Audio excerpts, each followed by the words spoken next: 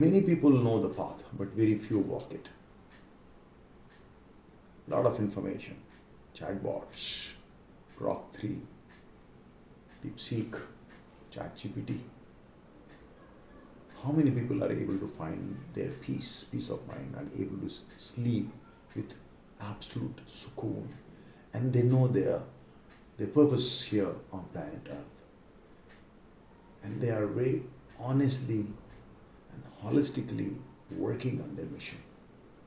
So first of all, let me raise a very respectful concern that we are living in an era of information age where information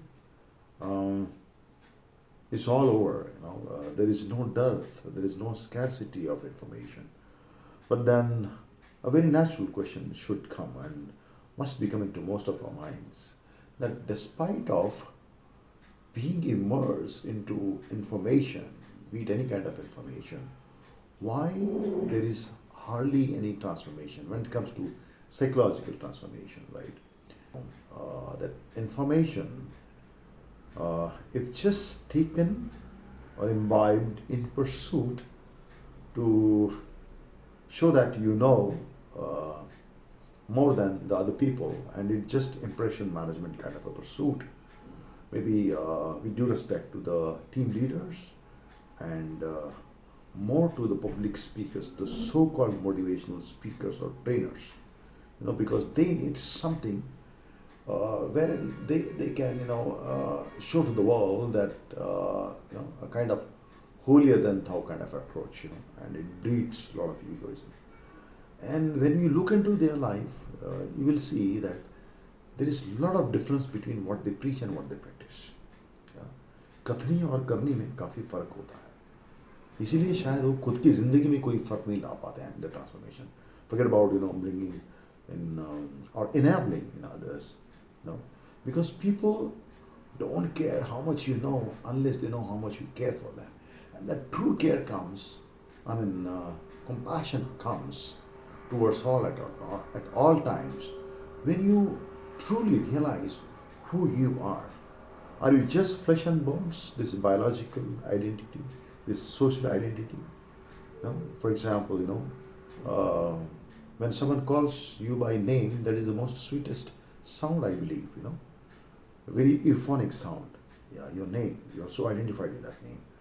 And maybe the gender, and maybe the family background, the religion, the caste, the nationality, maybe the species, being called as human, the human race, whatever, So is it possible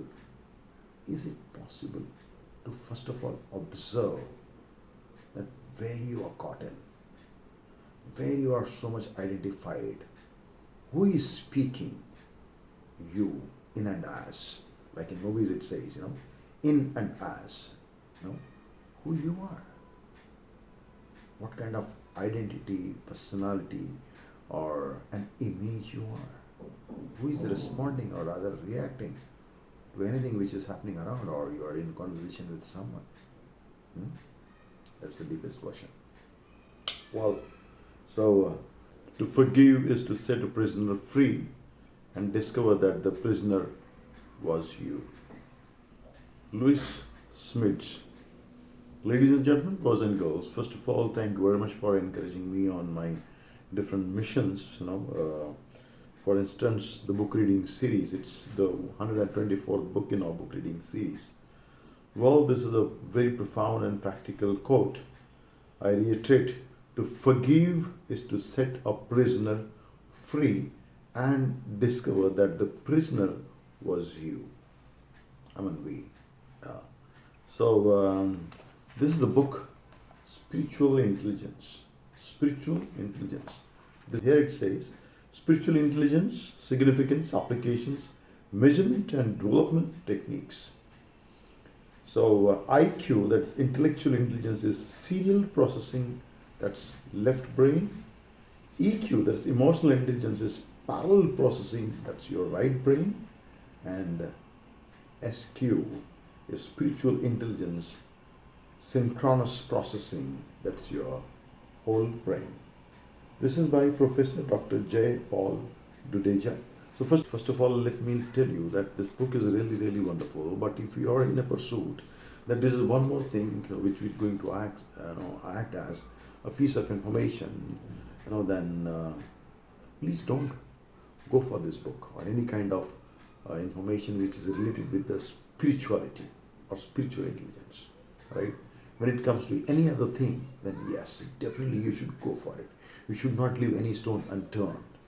When it comes to the technical skills, the hard skills, your subject knowledge, anything which is related with the matter, the worldly matters, you must, be it law and order, be it engineering, the computer science, the AI, the health related things, medical things, all those things. But when it comes to yourself, you should avoid all those things, because it's not about information. Maybe if I'm picking up this, and maybe the intent of this book is to know only one thing, that without awareness, this such information will just bloat your ego, and you will be misled. You'll be misled, yeah, because you are used to the clappings of the people when you say this thing, and people clap, and you say, "Oh my God, holier than thou," Okay. The contents of the books altogether, there are 5 sections, and the first section is spiritual intelligence, introduction, overview. For example, what is spiritual intelligence? What is the difference between IQ, EQ, and SQ? 3 kinds of thinking. Then 7 factors of spiritual intelligence, measurement of spiritual intelligence. This is very interesting, because Peter Drucker, the person, the management guru in 1950, I recall, he gave this MBO, management by objective, and he did say that if you can't measure, you can't improve. Period. So this is very, very interesting. Maybe we can take a deep dive. And there is one more very important chapter, in this section B, the skill aspects and component of spiritual intelligence. And this chapter is death of ego, death, and ego dissolution. I will definitely take you through this, 1 or 2 aspects of it, because this is very, very important.